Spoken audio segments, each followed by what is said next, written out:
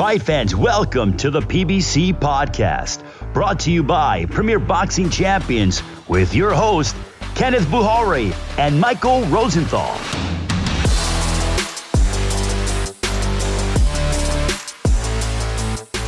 Welcome, everyone, to the PBC podcast. I'm Kenneth Buhari. And I'm Michael Rosenthal, editor of USA Today's Boxing Junkie. Thanks, as always, for joining us for what should be a really good episode. We've got Keith Thurman as well as Tszyu in separate interviews. And in this week's toe-to-toe segment, Mike and I will list the 5 PBC fights we want to see in 2022, or the remainder of 2022. We've got 6 months left, so hopefully we get lucky. But let's get right to this. He is an undefeated 154-pound contender on the verge of a world title shot, Australia's finest, Tszyu. Tim, first things first, you're coming off that breakthrough victory over Terrell Gausha in your first fight in the U.S. I wanted to know, was that experience what you expected? What stood out to you? Yeah, I think just the whole experience was it was good. A lot of mistakes made, a lot of different things that I could have done better, and everything was a rush. So I think the whole lead up was quite intense for me. But besides that, it was a good fight and a good learning curve for myself. What would you say you learned, or what are some things maybe you plan to implement going forward that'll help you? Look, my camp would be more professional. I'd come a bit earlier, base myself in America, get adapted to the climate, the food. It took a bit to adapt for myself. You know, it was a big shock to the body, and I was crooked for weeks when I got there. Oh. Now, you expressed interest in what would obviously be a great opportunity for you, a fight with undisputed champ Jermell Charlo. You're the WBO mandatory, but there's also an IBF mandatory as well. How do you see this all playing out? Oh man, I can't really control all the politics involved, you know. But I'm so keen and eager for the fight. I went to watch Charlo Castano live there in person, specifically because I thought I was the one that was next in line. So, you know, I'm eager for the fight. I know it's a good fight. It's going to bring a lot of interest worldwide, especially here in Australia. So, yeah, I'm just keen. You know, it's always a dream to fight for the belt, but if you can do it for all the belts, that's even better.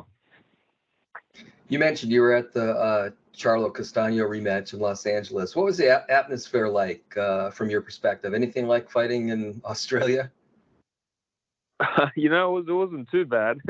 I think we get more people in Australia. Actually, I was walking around. I was like, yeah, this is pretty cool. The press conferences, the weigh-ins, they were quite intense. They definitely did a more of an atmosphere, but I think our crowds are pretty wild as well here in Australia. So, you know, there's good and bad in both of them. Well, I'm in Los Angeles myself, so we're laid back in California. That's the only explanation I can come up with. No, I think the Argentinians came out, so they came out in That's force. Right. Yeah, for sure. Now, you were at the fight.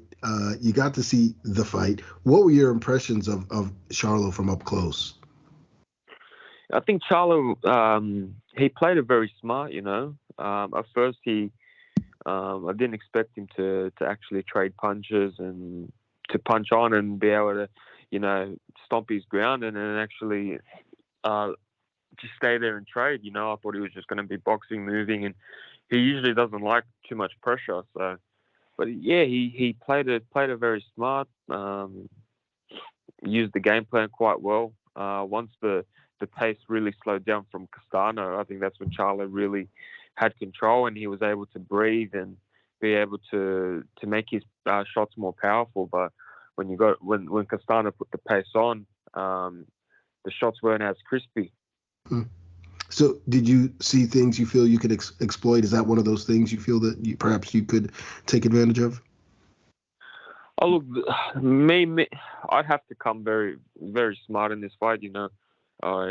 I see that Charlo's got power, and he's got that one punch that changes everything. So you got to come out smart, but you got to give him a fight that he's never been in, and give him hell. So I think I've got that type of style that can give hell.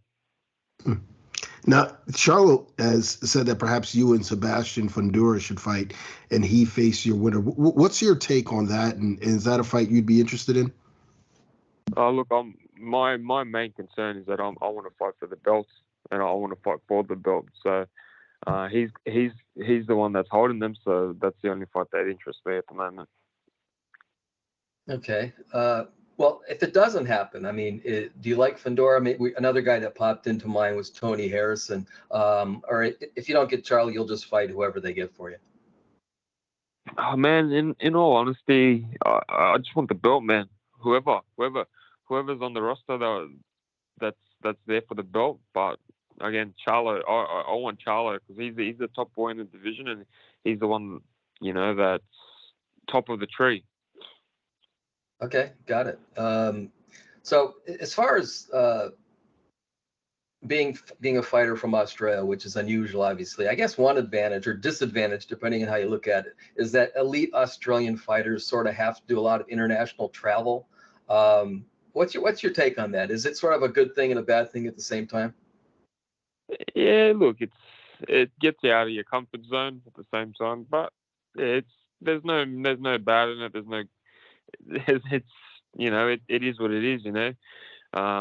Traveling, getting on the road, it's not a big deal. Just get on with it, I guess. Gotcha. It sounds like you and your countryman George Kambosos are in somewhat of a row. He questioned your popularity in Australia. What's your reaction to that? And did you see his fight against? I'm assuming you saw his fight against Devin Haney. Yeah, look, he's always got bad stuff to say. I really can't comment, And then I did watch the fight, and in my opinion, it was one-way traffic. I think Haney controlled the action from the opening bell and just didn't let him get close. Did you think the fight was going to be closer than that? In all honesty, the more I watched Devin, the more I thought he was going to win. He's super slick. It's very hard to catch him, very hard to hit him, and his punches are quite straight, and he does the fundamentals perfectly, like literally perfectly. So George he's a wild puncher. He's got punches coming from different directions. So I think the only way was to catch Haney was to throw one of those big ones. Now you trained a bit in Vegas prior to the Gauthier fight. And you sort of alluded to this earlier, but do you expect to continue training in Australia, or do you plan on incorporating more U.S. training into your schedule? Yeah, I'll be coming down to camp in America. It's just the sparring there is different, and just being able to adapt to the climate and everything. So yeah, I will be doing my camps now in America. You kind of led me to my next question, which was about the sparring, because a lot of people believe the best sparring can be found in the U.S. Do you believe that to be true? And what did you see in the time that you spent here? You know what? The best thing about the U.S. is that there's all different types of countries that come to the U.S. for sparring. So I think the variety there that's the reason. There's not much in Australia, like we've got plenty of talent here, but if you want to exceed to that next level, I think you got to base yourself there. Tim, obviously you're always going to be associated with your father to some degree. However, it seems as if people are really starting to recognize you more and more for what you're accomplishing right now. Do you get the same feeling? Yeah, well, I would have hoped so for 21 fights in. Right. About time. Hey, some guys never lose it. Like Julio Cesar Chavez Jr. For example. It just seems like that hung over his entire career.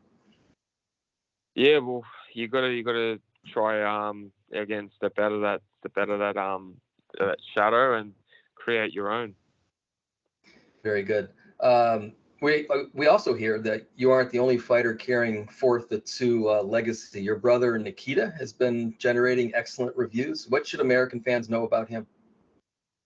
Yeah, Nikita's like he's a wild child. He just goes in there and he just wants to hurt. Not as smart technically, but he just wants to just go for the kill. So I guess he's like similar to, let's say, like a Pacquiao type style. Sounds like it'd be fun to watch. Very, and he's got heavy hands.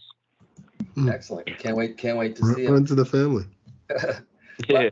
Last question. We sort of danced around this, but when do you think, or can you predict when you might get back into the ring? Whenever the guys get the deal done, you know. I'm sure there's a lot of politics involved, but I think the fight makes sense, and I am the mandatory, so I think the guys need to get it done, and I'll be ready to go in October, November. Nice. So is that what you're hearing, that they're working on the fight right now? Is that the plan for you two to get it on? Yeah, that's the plan. Awesome. Tim, thank you so much. As always, we appreciate you taking the time to talk to us. Can't wait to see you back in the ring, and hopefully we'll talk before then. Sweet. Not a problem, guys. It's time for Mike and I to go toe-to-toe. This week, we present our wish list for the remainder of the year, the 5 PBC fights we want to see in 2022 in ascending order, of course. So, Mike, set it off. Okay, so I'm kind of sort of cheating on my very first one, but I think it'll be okay. So my number 5 is Deontay Wilder against anyone. I think it's time for the Bronze Bomber. Completely cheating. Well, okay. But I actually have names. Hold on, wait, I do have names. No, go for it. I got to hear this. You know what? And before I finish, maybe I'll pick my favorite one. So it's not as, I'm not cheating as bad as I might have otherwise. Anyway, I think it's time for the Bronze Bomber to make his return. One good option is veteran Otto Wallin, who just fought in May. So the timing, I think, would be okay with him. And remember, Wallin gave Tyson Fury a hard time, as hard a time as anybody has.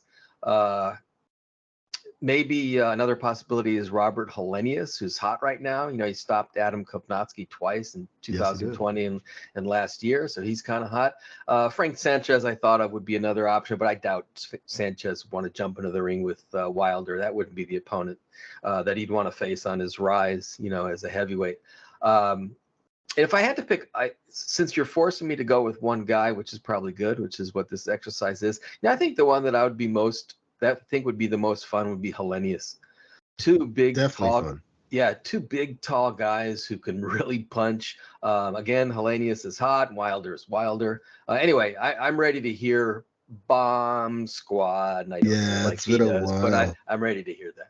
Yeah, so am I. It's been a while. We have not heard from that man in a long time, and everyone's always asking, like, when is he coming back? I mean, I think we all can't wait to see him back in the ring, and we'll see what he decides to do. My number 5, actually, before I get into my number 5, I think I should note that this one fight, which was close to making the list, but ultimately I chose not to put on the list, and that's Sebastian Fundora versus Tim Tszyu.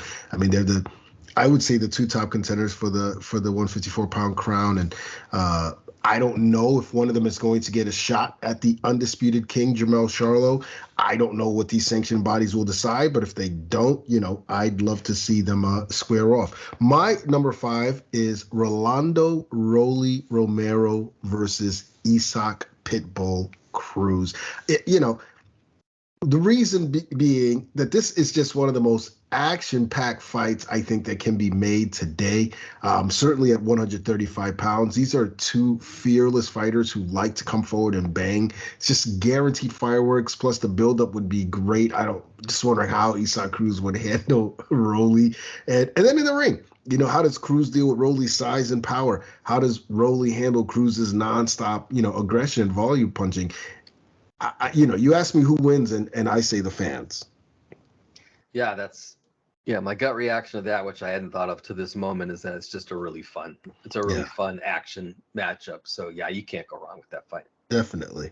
Let's go to number 4. I'll kick this one off. My number 4, you mentioned a little earlier in the show, and I got my wheels turning. Keith Thurman versus Yordenis Ugas. Of course, we will have Keith on the show a little later, so we get to ask him about that. But it's just a really good fight, and it's a do or die match for both guys. I think the winner should get a world title shot, but beyond that, the matchup of styles guarantees that it'll be a fun watch. It's a real 50-50 fight, and I would just love to see it.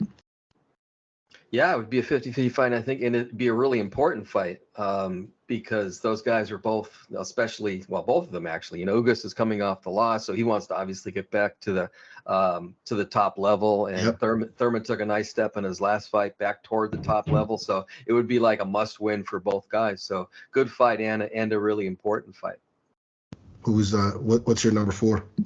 By the way, I did. I'm sorry. One more thing about that. I actually did think of that fight, but to be honest with you, I'd rather see Thurman and Jaron Ennis, which I've said on another great fight on a past podcast. I just don't think it was realistic.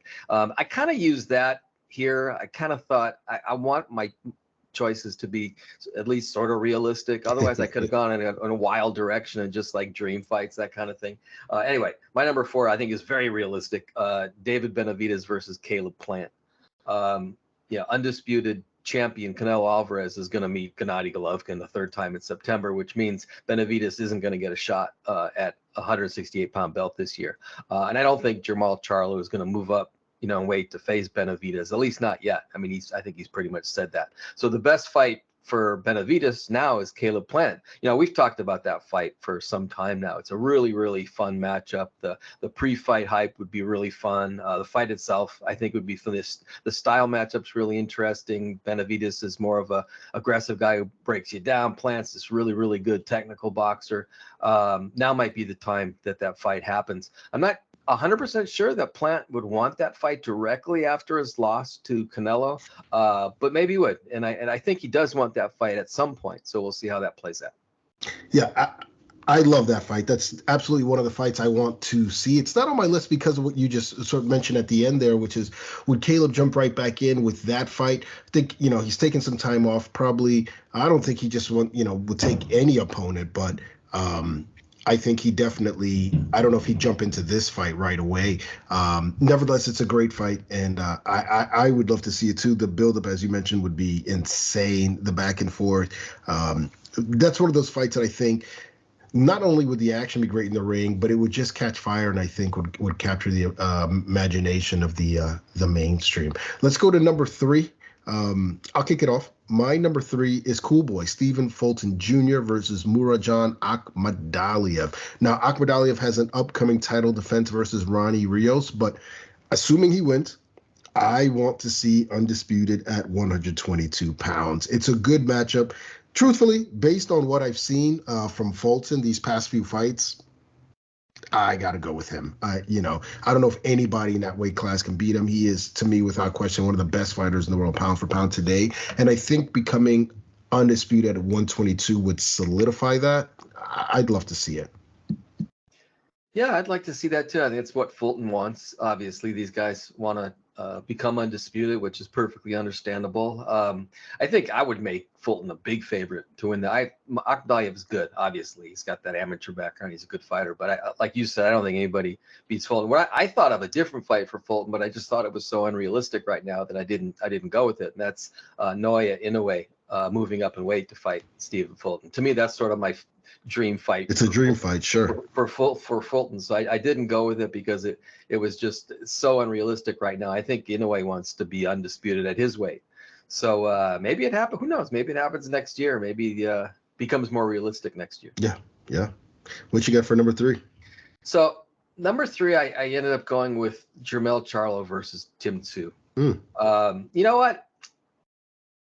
If somebody really asked me, is this really the top fight that you'd want to see just purely as a fan, I might have said, and I actually thought about using this fight instead, I might have said Jermell Charlo versus Sebastian Fundora, because both of these fights are fun fights, but I'm just so fascinated with Fundora, and Fundora against Charlo to me is an absolutely intriguing fight. But I went with Tszyu because they're talking about fighting. I think it's another one that's realistic. That this fight it's more realistic that this fight could happen as opposed to Charlo Fundora. So anyway, I know what Charlo brings to the ring. He's demonstrated it enough times now, including his knockout of Brian Castaño in their rematch to become undisputed 154-pound champ. I'm not sure about Tszyu yet. I think he's really good, as he showed in his victory over Terrell Gaucher. It was sort of a breakthrough victory in his toughest matchup.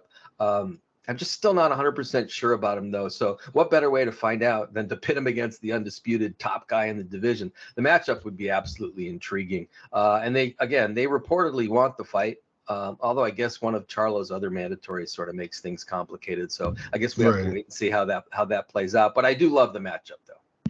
Me too. I mean, it's so confusing, the mandatory situation, and I don't know when it's Fundura's turn. I have no doubt that, if Jermell has his way, he'll get around to all of those guys. But that was the Charlo versus Tszyu fight is also one that I considered for this list as well. Then I thought to myself, is that even happening? We don't know what's going on. We don't. So I kind of held off, but I love that fight as well. Let's go to number 2. You want to kick this one off? Sure. My number 2 could be my number 1, but it's not. It's my number 2. Gervonta Tank Davis versus Ryan Garcia. I don't know whether this fight could happen anytime soon. Maybe Garcia needs to become a freelancer for it to happen at all. I don't know. But that matchup is just an absolute can't miss barn burner, both before and during, and possibly after. You start with the fighter's popularity, which is huge, and they're both really good all-around fighters with speed and just crazy punching power. The lead up to the fight would be fun, and the matchup itself would be, pretty much as compelling as it gets. Can you imagine the drama of the ring walks, the tension once the opening bell rings? This is my kind of fight. 2 popular, young, rising stars with ability, power, and perfect records. It's just a can't-miss matchup. It truly is. I completely agree with you, and that's why it's also my number 2. I think you nailed, every single part. One, we need a press tour for this fight. We need a 4-part all access and a lot of security guards, because they're going to be in each other's face throughout the lead up to fight night. This is one of the biggest fights that can be made in boxing. A fight that has a real shot at doing 1 million pay-per-view buys, in my opinion. These guys are the 2 biggest names at 135. They've circled each other for a while now. Obviously, Tank tried to make the fight last year. It didn't happen. I'd love it if they can make it next, because I believe that this fight will catapult the winner into another stratosphere. Yeah, I think it does. Don't you think it does 1 million for sure? I just think there would be, those things are unpredictable, I know. But if you're talking about popularity-wise, and everybody knows how good these guys are. Yeah, can't beat it. Yeah, can't beat it. I have a feeling we got the same number 1 as well. I'll kick mine off and see, but no question. Errol Spence Jr. versus Terrence Crawford. This is another fight we need a press tour for. To me, it's the biggest and best fight that can be made in the sport, the entire sport of boxing today. For the undisputed welterweight championship, you've got 2 undefeated pound-for-pounders, 2 Americans, 2 boxers with killer instinct, high-end boxing skills, big stage experience. It really doesn't get any better. Errol Spence Jr. versus Terrence Crawford. The streets need this. The fight fans want this. Without question, the creme de la creme. And all I ask is that I'm there to see it in person when it goes down. Yeah, I do have the same number 1 as you, Spence versus Crawford. I almost didn't go with it because I didn't want to jinx it. As you said, I don't think there's a more compelling fight in boxing. 2 just uber talented, experienced, undefeated pound for pounders, and also in one of the sport's glamour divisions, the welterweight division. I think it would be the biggest welterweight. I guess maybe this isn't much of a reach, but I think biggest welterweight fight since Mayweather-Pacquiao in 2015, and one of the biggest. I think one of the biggest of the past few generations, with maybe 30, 40 years. The only reservation is I have is Crawford's age. He's 34, but he looked pretty damn good against Sean Porter in November. So that's really a minor concern of mine. It really doesn't get, as you said, it really doesn't get much better than Spence Crawford right now. It might be the number one fight in boxing. I think the fans would just go absolutely nuts about this fight. Yeah, absolutely. And I think Terrence is a well-preserved 34. Hasn't taken too much punishment. He's a gym rat. And also, historically, this could be the biggest welterweight fight since, De La Hoya Trinidad, maybe Leonard Hearns, when you think about two undefeated world champions so high on the pound for pound list who are in their relative primes. I mean, it's just an amazing, amazing fight. It is time to bring in our next guest. He is also one of the biggest names in the sport, the former unified world welterweight champ, back in the saddle and ready for all the smoke, Keith, one-time Thurman. Keith, how was your Father's Day with family? Oh, it was nice. It was my second Father's Day.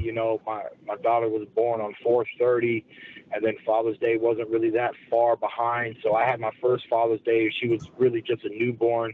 Now she's 1 year old, running around, and, she could say mama, dada, but she can't say Happy Father's Day, Daddy. You know what I'm saying? So I still feel like I'm missing something. It wasn't really completed yet.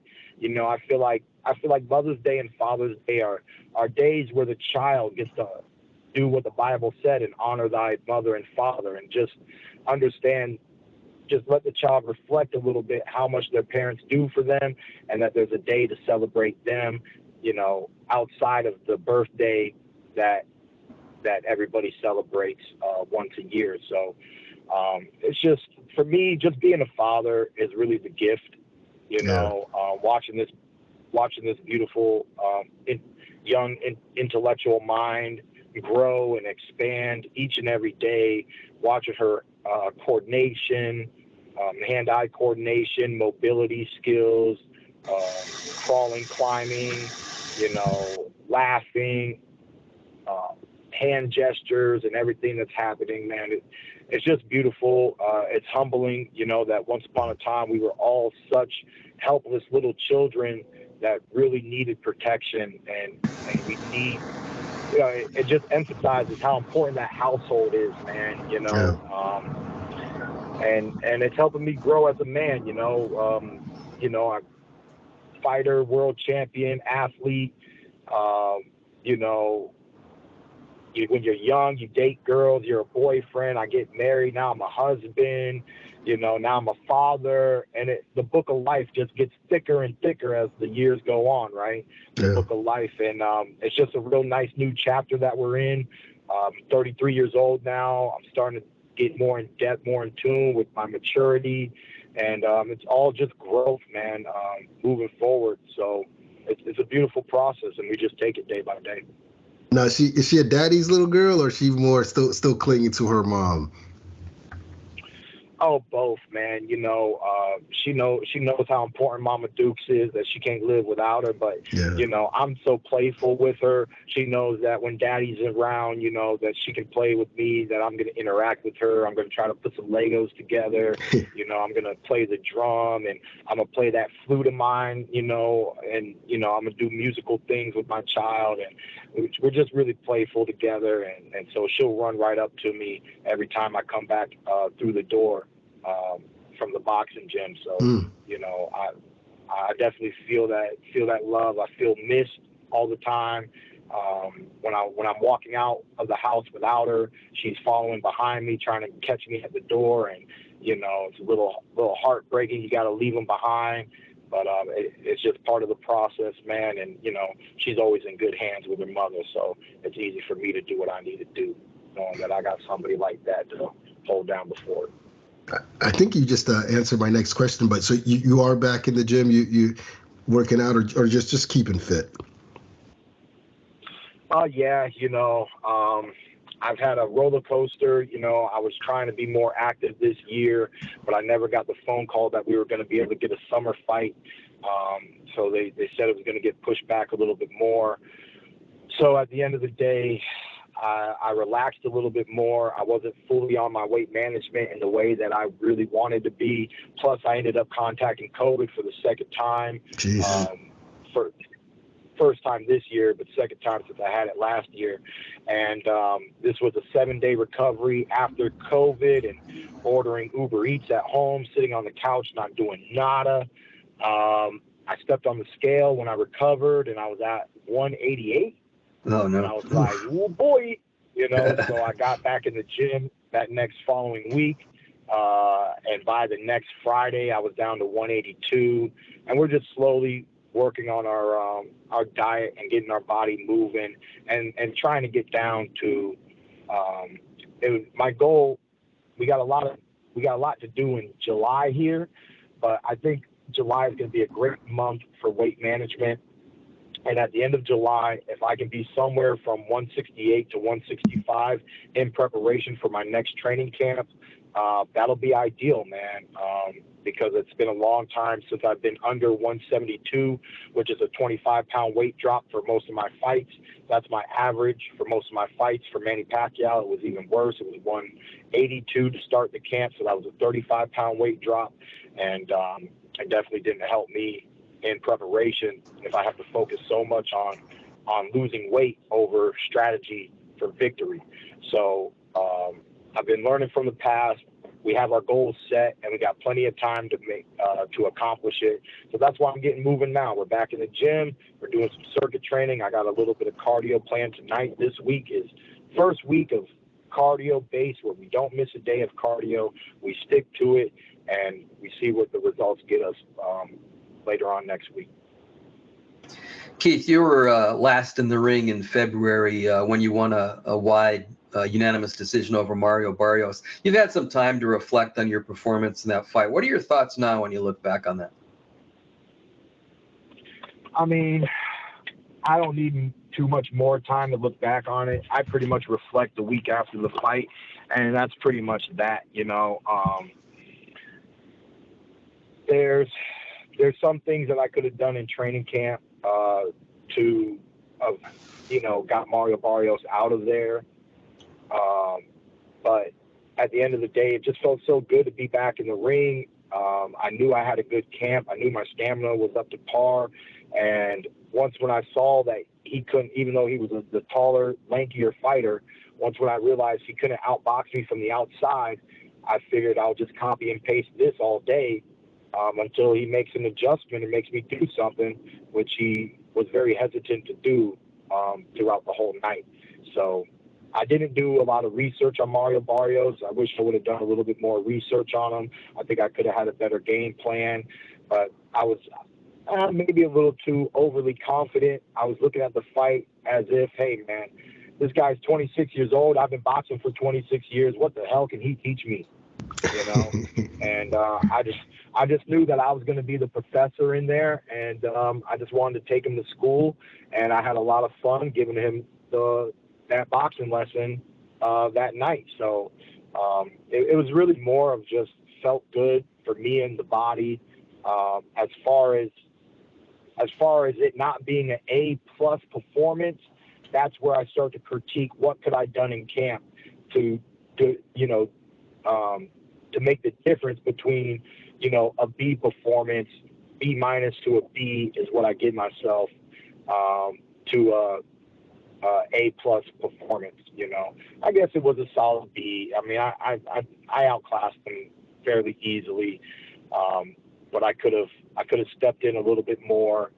But I have a good bad habit of, when I figure out something you don't like, I'm just going to keep doing it. Obviously, you don't like it, so I'm going to keep doing it. Why do anything else? I don't want to find out what you like. I don't want to do something that you want me to do. I'm going to do all the things you don't want me to do. So he didn't like me being on the outside, giving him my confusing footwork, and then stepping in with my power punches when I chose to, and changing up the speeds, changing up the power, changing up the angles with that up jab that I kept landing throughout the day.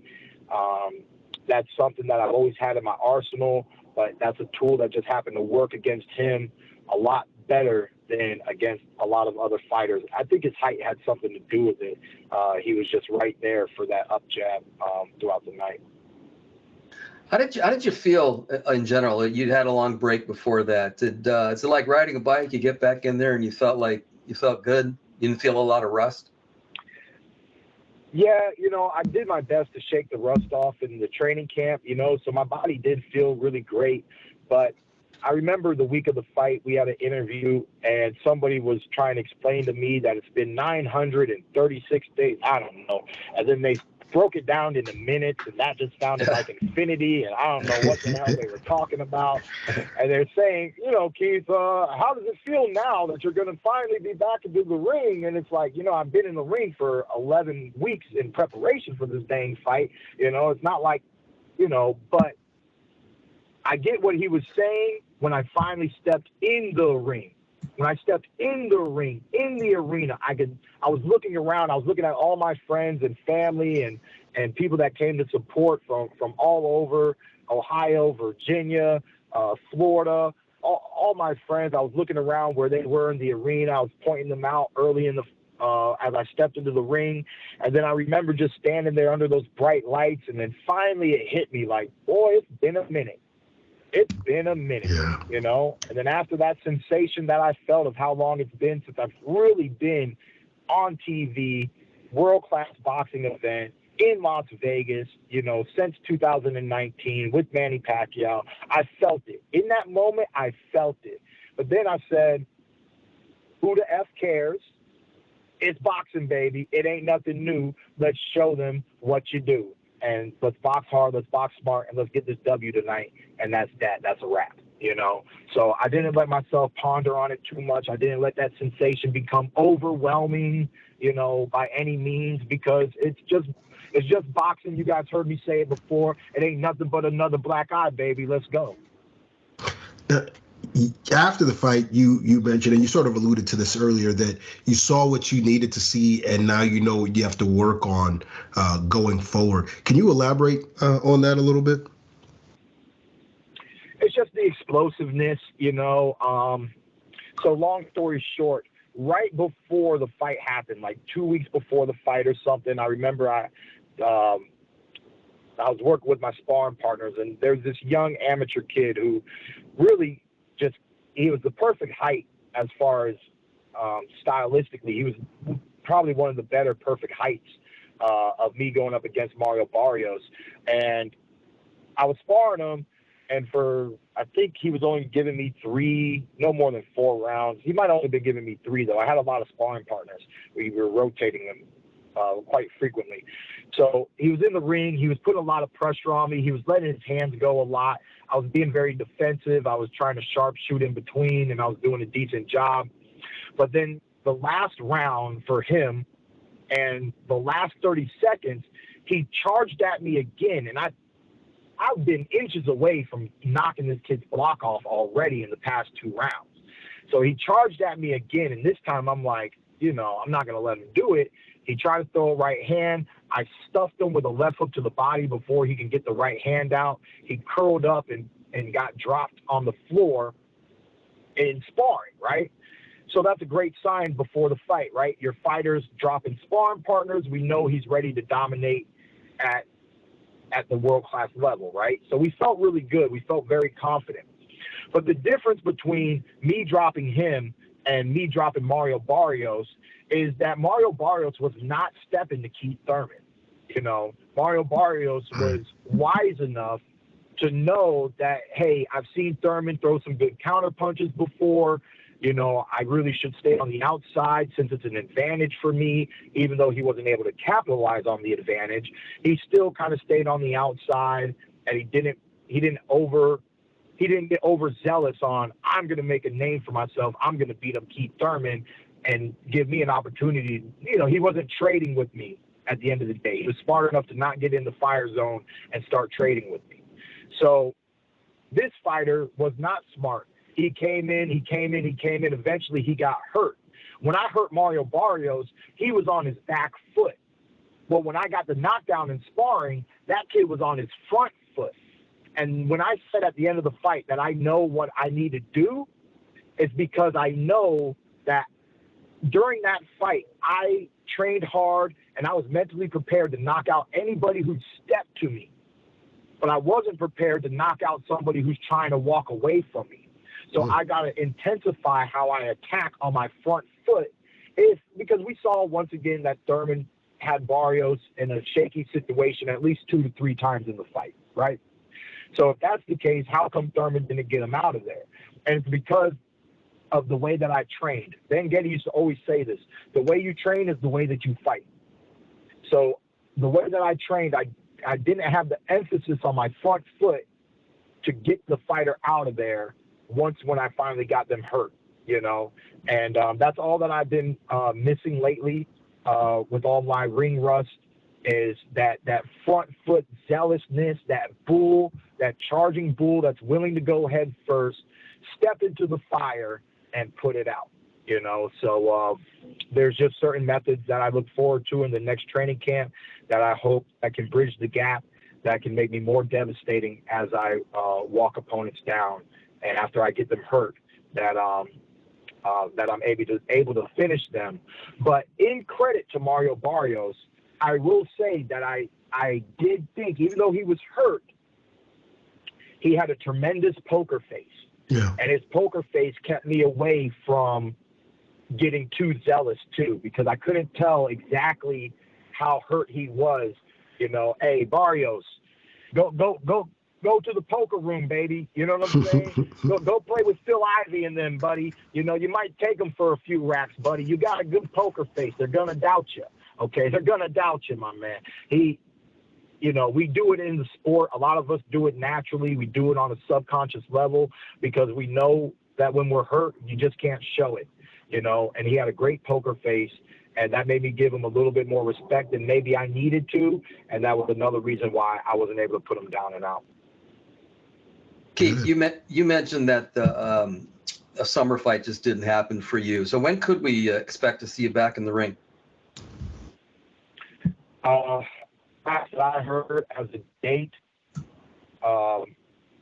there was, before I got COVID, they were saying fall. They're saying September, October, and then I started hearing that it might look more like October. And I'm after October, I'm tired of waiting. So, I'm looking forward to hopefully this October date, and still don't have a legitimate name. I was supposed to get a few names. So anybody who says this is Thurman's next opponent, it's kind of a rumor, because I was supposed to be given a list, and I was supposed to go over it with my team, and then we were supposed to be making a decision. So I look forward to getting the actual list of names for true potential opponents for Keith Thurman's next up-and-coming fight. We know already it's Thurman versus the world, it's Thurman versus everybody, but we can only fight one fight at a time. So I'm looking forward to getting those names and seeing what's in my near future.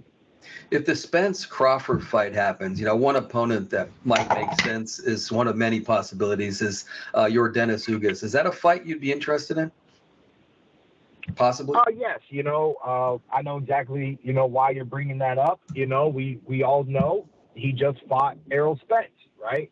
So Thurman versus Ugas, that would give us another radar on the skill potentiality of what we saw Spence do and what Keith Thurman may do if that fight manifests, right? So I like that, because I always call those kind of fights a measuring stick.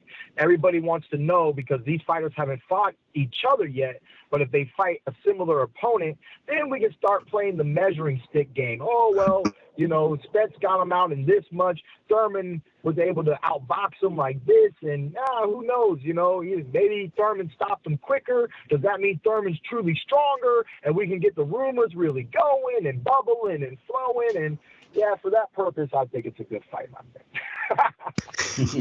Now, how does the Thurman-Ugas fight play out? I mean, shoot, man. I mean, I hope more than a Cuban punching bag shows up to the fight. He let Spence get away with way too much. He was way too defensive. And, I like I tell all my fighters in the gym, offense wins fights, not defense. You're never being judged on your defense. You're being judged on your offense. Defense like, I call it the Adrian Broner complex, right? Adrian Broner is very defensive, and he's proven that fighters can't beat him up, right? He's proven that, you know? And I tell people all the time, just because you're not getting beat up doesn't mean you're winning, you know?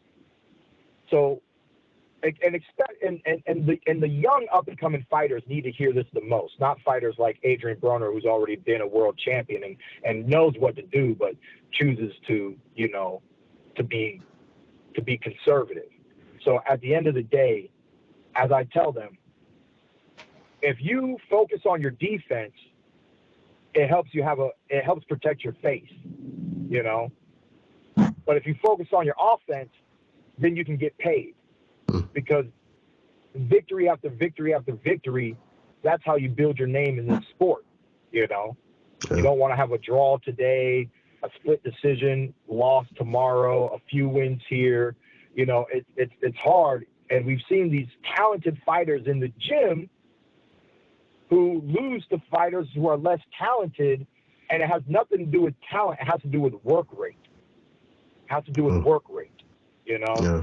So that's just something I always I like to remind young fighters, is that defense is like passing the ball to Shaq. It's called an assist, okay?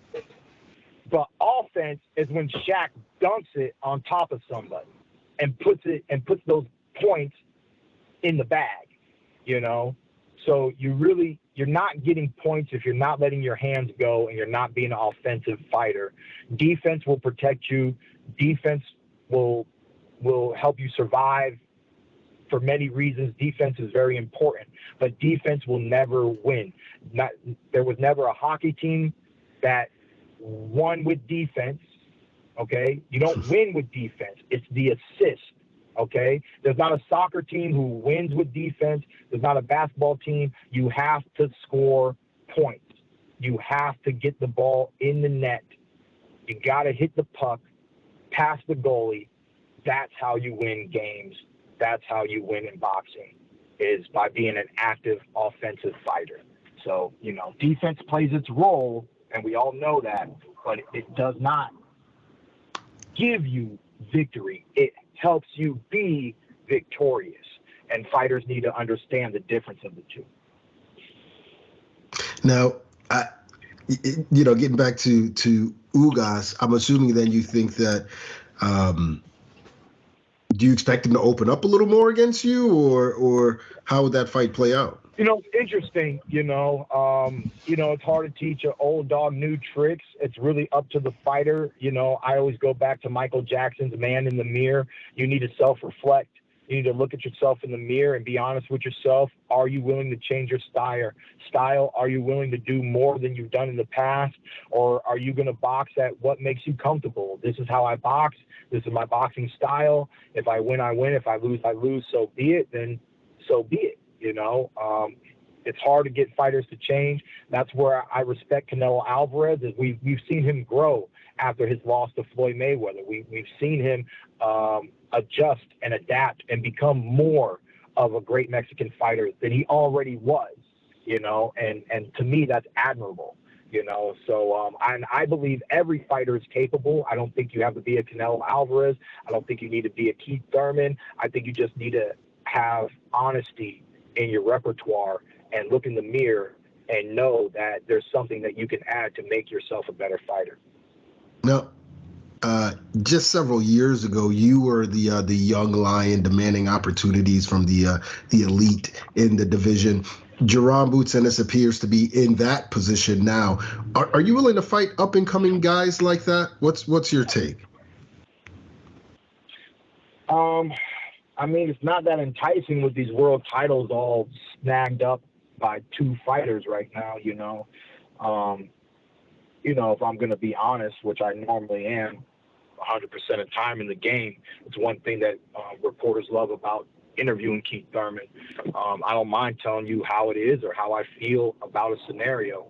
I love great fights, man, and I do think that's a great fight. So that's the only thing that would make me do it, is just my love for great fights.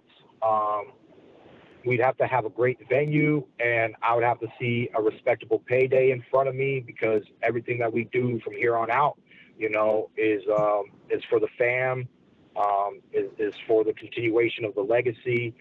And, you know, we're still slightly debating up in weight and fighting in a bigger weight division if there's a world title on the line, because, you know, Thurman wants belts, you know, and if I can't get one at 147, I might have to move up.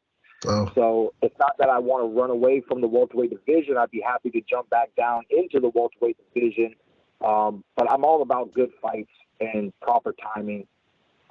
So we'll see. You know, I still don't know who. I saw his record in his last fight, and I still don't know who he's beaten. You know, the kid's almost got a record that matches mine.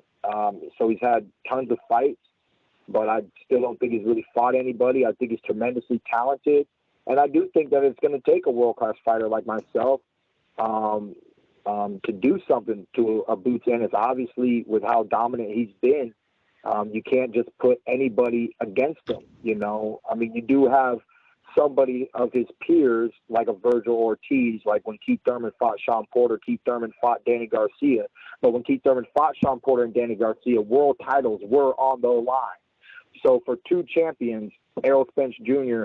and Bud Crawford, to be holding on to all four of the belts right now, it just hurts the welterweight division as far as making some of the most exciting fights, because some of the most exciting fights deserve that title up for contention, because that's just the caliber of competition that we have in the welterweight division. We just have so much competition.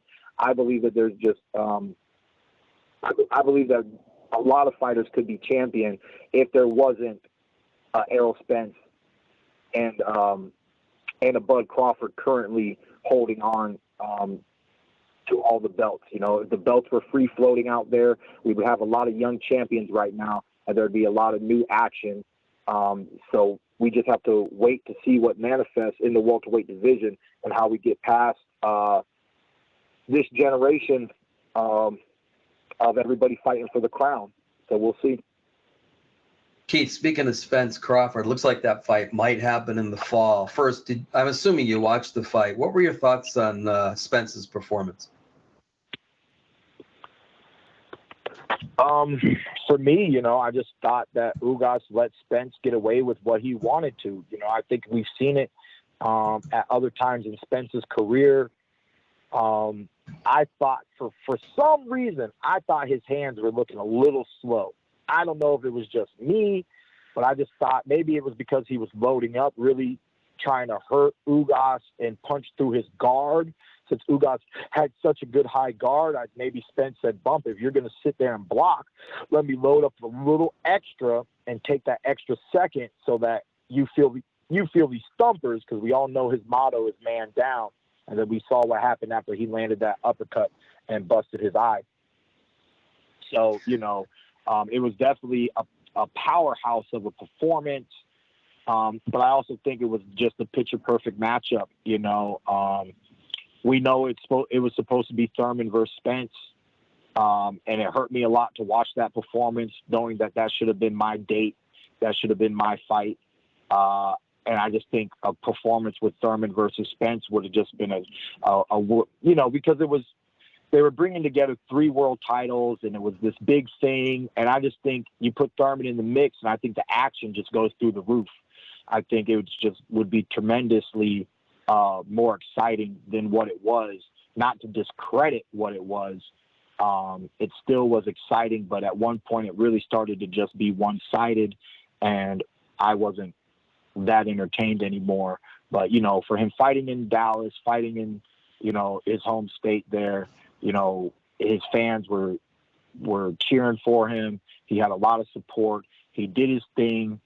And he showed the world, you know, why he's been a problem at 147. You know, my question is, if he really does fight somebody like Crawford, you know, I still think he's the stronger guy. But I think Crawford is crafty, something like a Keith Thurman. We already know Crawford is crafty because he switches But outside of that, he does have the ability to move, use footwork, and coming up from 140, he has hand speed that Ugas didn't have, and I think maybe that could be a little bit more of a challenge to Errol Spence, especially if he's going to throw those slow punches that I saw that I think somebody with the proper speed could get in between, like a Crawford or a Keith Thurman. So we'll see. Well, you were just talking about it. Would you have a pick for Spence Crawford, assuming that fight happens?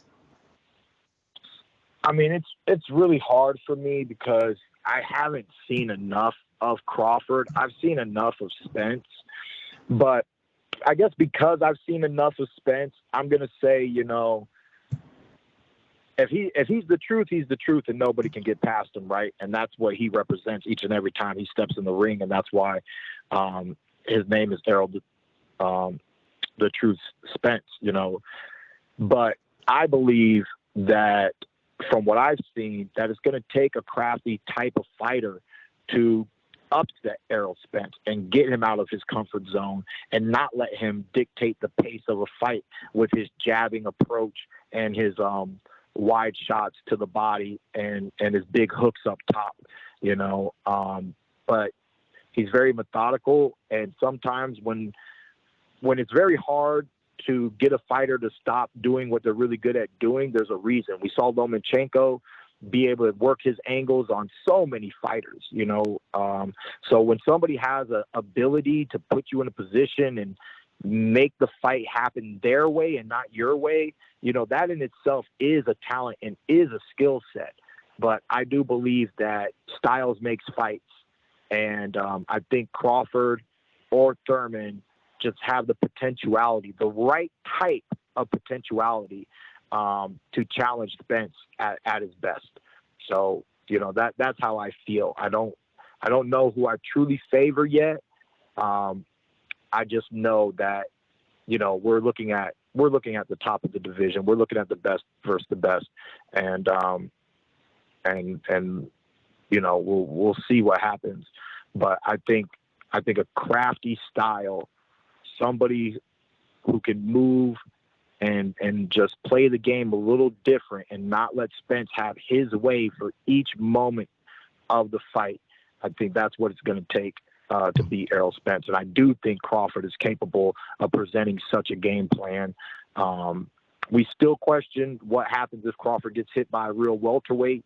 We saw, Sean Porter land some punches, and Sean's not the devastating puncher in the welterweight division.